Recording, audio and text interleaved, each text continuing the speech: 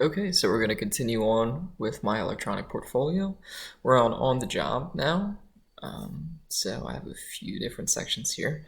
Here we'll talk about the platforms, and these are just different platforms that you can expect to be using as a cybersecurity analyst. Here I talk about the endpoint detection and response. A brief overview of an EDR agent is it's going to be an agent that is deployed directly on the host in a client environment. With that agent on the host, the SOC, the analyst in the SOC, are able to directly control the host. We're able to see everything that's happening on it. If we see something malicious occurring on it, we're able to disconnect it from the network. So there's a lot of actions we can take on it. Also, the agent, it reports back to the just kind of the cloud platform, and the cloud platform, like for SentinelOne, for example, the SentinelOne cloud platform is going to have a bunch of watch lists in place, just looking for specific stuff. And it's going to set off those watch lists if it sees any of those logs that are ingested from the endpoint. And once it sets off that watch list, looking for specific activity, it's going to send the detection out to the analyst, and then we're going to analyze it. So I have a few EDR platforms here. We use SentinelOne. That's definitely the one we use the most. CrowdStrike, which you've probably heard about, probably the most popular EDR, but not too big with our clients. Microsoft Defender for Endpoint. This is one we just recently started using. I'm definitely not as familiar with it as SentinelOne, but it's a good platform. And Carbon Black, this is actually outdated now. We've been trying to get Carbon Black, been trying to get clients to not use Carbon Black, because we just think these other EDR agents are much better, and our analysts are much better with them, and we think it provides a lot better protection. So you have to also be familiar with the different SIEM programs, or the SIEM platforms. This cybersecurity solution, it's going to collect, analyze, and correlate security data from across an organization's IT infrastructure. It's going to be aggregating logs and event data from various sources, such as network devices, servers, endpoints, applications. Firewall logs are a big one. And for this, we use Alien Vault. And we're also bringing on Wuzza, which I'm not too familiar yet. We're just now bringing it on. But yeah, you're going to be spending most of your time as a SOC analyst looking through these platforms, these EDR platforms. You're going to be investigating activity, and these SIEM platforms, you're going to be investigating activity. And this is our SOAR platform, Security Orchestration, Automation, and Response. So this cybersecurity solution is going to collect, analyze, and correlate security data from across an organization's IT structure, similar to a SIEM, but the difference is that it's going to take automated actions that we want it to take. For example, if we see an account login from a super suspicious country like Russia, we're able to put rules into our SOAR system that's going to lock that account automatically. It's going to change the password. It's going to revoke session tokens. So if that account is compromised, which it probably is if it's logging in from Russia, then whoever the threat actor who compromised that account and had the credentials no longer has the correct credentials. These are the cloud platforms that we use. So we're obviously monitoring a lot of clients' different environments, and a lot of them use cloud platforms just for administration. So we also use those cloud platforms. For example, I was talking about how we would lock out the account if we saw it log in from Russia. And the way we do that is we have a administration account in that client's Microsoft Azure. And then in Microsoft Azure, there's a button to revoke session tokens and reset the password. So what we do is we actually write a script in our SOAR platform that will automatically use that administration account in their Azure platform to lock the account. And I mean, it's similar with AWS and Google Cloud and the 365 Admin Center. We're going to be using this a lot to investigate activity as well, not just locking accounts. So if we're expanding upon that Russia login, we're kind of going to want to check some other stuff. We're going to want to check if it passed MFA. Some threat actors, when they compromise account, they are going to add an MFA method so they can get back into the account. Sometimes they download applications, install applications such as backup software. So they'll compromise the account, they'll download a backward application or a backup application, and then they'll back up everything from that individual's mailbox or what have you. And now, even though you've locked the account, since they already have that backup in place, they still can look through all their emails. And this is our ticketing system. Every SOC, every MSP really is going to have a ticketing system, and we use Zoho. This allows us to create and track tickets that are sent to clients, but also internal tickets, such as projects and things we're discussing with other departments. There's always going to be a ticket for everything, just so there's a good reference point.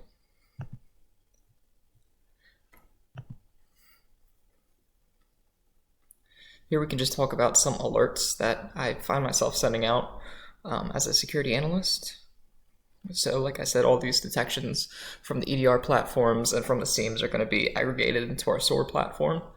And then it's the analyst's responsibility to triage the detections that are ingested into our SOAR platform and investigate them. So I've split up into compromised user accounts and host-based alerts. So the compromised user accounts are going to be usually ingested from those cloud platforms that I was talking about, like O365, AWS, Google Cloud. And what we consider a compromised account, their username and password are both known by an unknown party, and now the unknown party has full access to the account. This is often the result of different phishing schemes. So here we have an alert for a global successful non-US login. So we ingest client logs related to user sign-ins from all these platforms, as I said, Duo, Okta.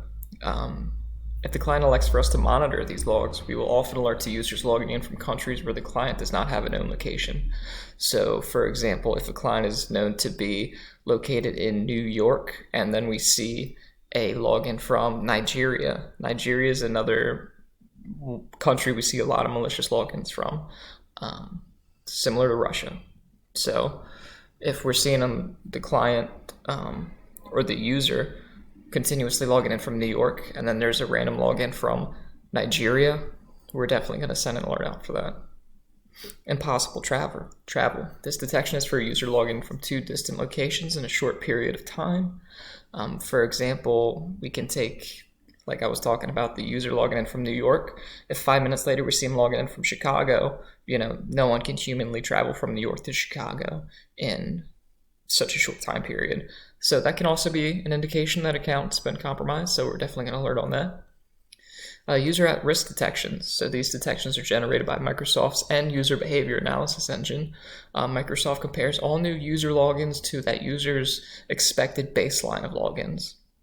So if the current login seems not anomalous, one of these detections are created.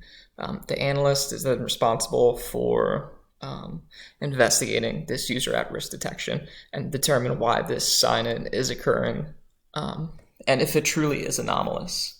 A lot of the times the client will email in like advanced travel notice. So if you go on vacation and you're normally expected to be logging in from New York and all of a sudden you're logging in from Jamaica, that's going to set this off because Microsoft is like, why is this user logging in from Jamaica? This is anomalous. But they may have emailed in and told us that the client's in Jamaica for a vacation. So we're not going to alert to that. Unusual VPN user login. So this is kind of similar, but this is going to be the user login into the client's VPN. We see this is a big one. A lot of the clients we see get compromised. A lot of it's through the VPN, and what happens is a threat actor gets the user's VPN login credentials somehow. They log into the VPN, and once they've logged into the VPN, they have access to the internal network. So they're going to start scanning the internal network, trying to figure out where to move laterally, trying to figure out, what systems have what they're looking for. And a lot of clients, they don't do a very minimum, just very basic security. A lot of them don't put MFA on their VPN. And without MFA, all you need is the username and the password, which is very easy to crack, especially nowadays. All right, so these are host-based alerts. So these alerts stem from activity observed by our EDR agents, which I was talking about in the previous page. They focus on activity taking place on the host, such as malicious files or suspicious commands being run. So these are a lot less focused on compromised user accounts stemming from just, phishing or weird logins. It can still be the result of compromised user accounts, but I wanted to separate them a little bit. Malicious WScript activity. So WScript, as we know, is a native Windows binary that runs script files. So adversaries will often trick users into downloading and running seemingly innocuous files that turn out to be scripts that then run malicious code on system. In order to get them to download these files, they'll name it something like update.js. And people think they're downloading an update to Windows when in reality, they are downloading a malicious script. So if we see WScript running something like update.js in the user's download folder, we're going to isolate the host and we're going to call the client. Seeing a script downloaded from the internet running on a end user's host is 9.5 out of 10 times malicious. Users should not be downloading scripts off the internet. Malicious enumeration activity. When an adversary has successfully gained a foothold on a host, their first move is to begin enumerating the environment. They can do this in a variety of ways. One we often see is through the use of the net command. For example, an adversary may run the command net group domain admins. Once they have identified the domain admins, they can use techniques and tools to escalate privileges to gain more authority over the network. So they're going to compromise an end user system. And that end user, they may not have admin privileges, and the goal of the threat actor who's compromised the system is to escalate privileges. They want more authority over the network. And in a similar vein, they can also just create a new domain admin, so they don't have to escalate privileges. They can actually just create their own admin, and just because of the authority that domain admins and even local admins have over the network, we're always going to alert to that. Unauthorized or suspicious application. We're just going to send these. Sometimes this is in relation to malicious files or suspicious files. Other time it's not malicious files, but we want them to confirm that the file or the application is supposed to be in their network. Because if it's in their network and they don't know about it, there's a chance that a vulnerability may have come about for that application. And if they don't know it's in their system or on their network, then they're not going to update that application. So they need to be aware of it. New alerts are created frequently as new vulnerabilities are exploited and new adversary tactics are discovered.